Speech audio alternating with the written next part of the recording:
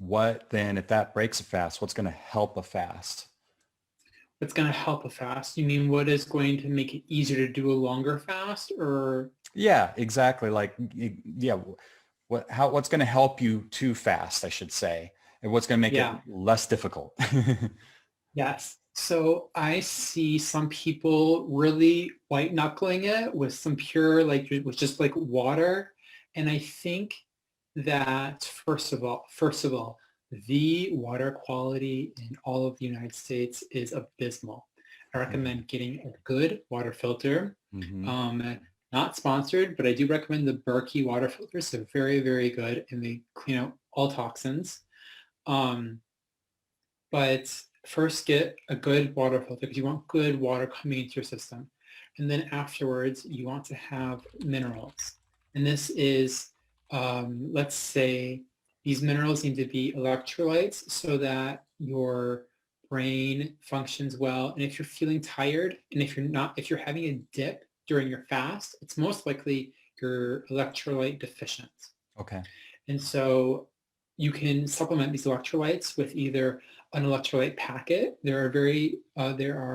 I think they're pretty inexpensive, but keto electrolyte packets that you can dump into a glass of water, and usually they have no calories, and that's very helpful for those that are fasting.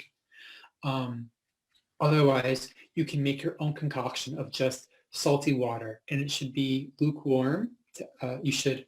You can boil the water, and that can help dissolve some of the other um, toxicities that would be in your tap water, let's say, and that would help that evaporate out. But you can add in salt, and you can add in some potassium because there are some potassium-rich salts, and you can add in some magnesium, and you can have a magnesium pill, or you can add it in as a powder. It's whatever your preference. Yeah. And even just salt water is good enough.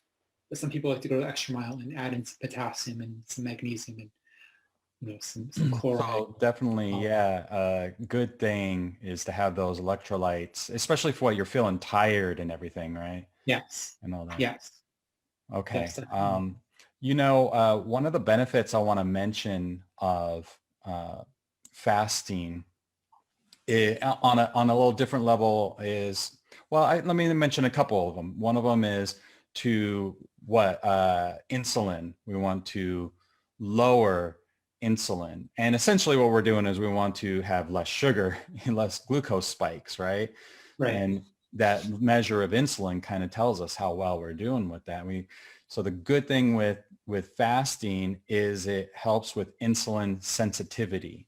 Yes. And that can lead down a whole rabbit hole of really, really good things: living longer, less inflammation, less oxidative stress, more energy, so on. Less disease. Less what? Less disease. Yes, less disease. Exactly. And there's things where, again, so this is one of those things that you don't always have to know all the details of. You just need to know that, hey, this is a really healthy thing to do. And how do I do it? But as an example, we have, our cells in our body need to replicate, right? And at some point, some of them stop replicating and they're supposed to die off. It doesn't always happen, unfortunately. And they call them zombie cells.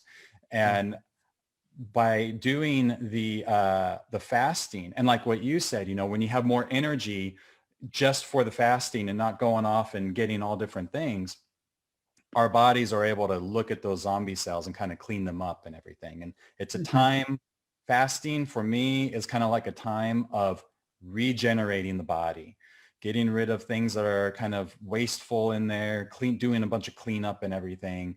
And that stuff leads to a longer life,